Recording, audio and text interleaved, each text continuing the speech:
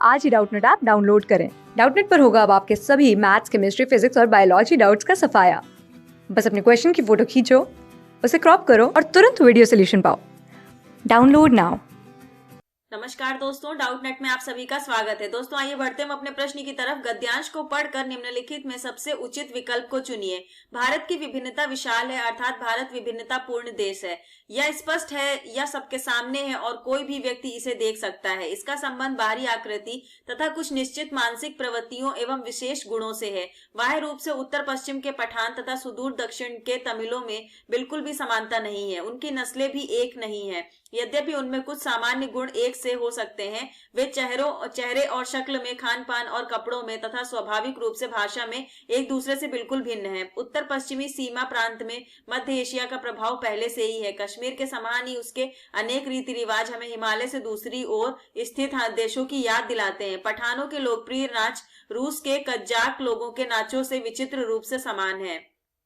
फिर भी इन अंतरों के होने पर भी पठानों पर भारत की छाप स्पष्ट रूप से दिखाई पड़ती है। यही बात तमिलों के विषय में भी है, अर्थात पठानों और तमिलों पर भारतीयता की छाप स्पष्ट रूप से दिखाई पड़ती है। इसमें आश्चर्य की कोई बात नहीं है कि ये सीमा प्रांतीय प्रदेश और अफगानिस्तान हजारों वर्षों से भारत के साथ जुड़े हुए हैं। प्राचीन काल के तुर्क और दूसरी जातियां जो मध्य एशिया के अन्य भागों में रहा करती थी, इस्लाम धर्म के प्रचार से पहले अधिकांश रूप से बौद्ध धर्म को मानने वाली थी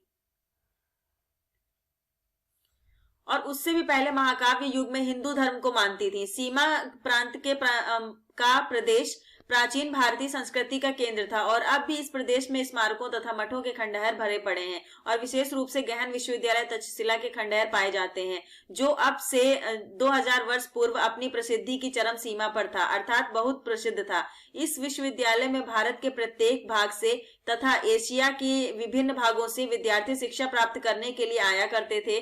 धर्म के परिवर्तन ने अंतर तो डाला, किंतु मानसिक पृष्ठभूमि को पूर्ण रूप से नहीं बदल सका, जिसका विकास उन क्षेत्रों के लोगों ने किया था। अब दोस्तों यहाँ से आपसे प्रश्न पूछा जा रहा है, विभिन्नता पूर्ण देश कौन सा है? आपके 4 विकल्प दोस्तों दे रखे हैं। आपका पहला विकल्प है उत्तर प्रदेश, दूसरा विकल्प है श्रीनगर, तीसरा विकल्प है भारत और चौथा विकल्प है आपका दिल्ली। तो दोस्तों आइए जानते हैं कि इसमें हमारा कौन सा विकल्प होगा जो बिल्कुल सही हो जाएगा। तो दोस्तों अगर हम बात करें विभिन्नता पूर्ण देश की, तो यहाँ पर जिक्र किया गया है भारत की विभिन्नता विशाल है, अर्थात भारत विभिन्नता पूर्ण देश है। यह स्पष्ट है या सबके सामने है और कोई भी व्यक्ति इसे देख सकता है। तो दोस्तों यहाँ पर जो आपका विकल्प हो जाएगा वह कौन सा सही हो जाएगा? जो दोस्तों आपका तीसरा विकल्प दे रखा है वह बिल्कुल सही हो जाएगा। तो यहाँ पर लेखक क्या कहना चाहता है? भारत एक विभिन्नतापूर्ण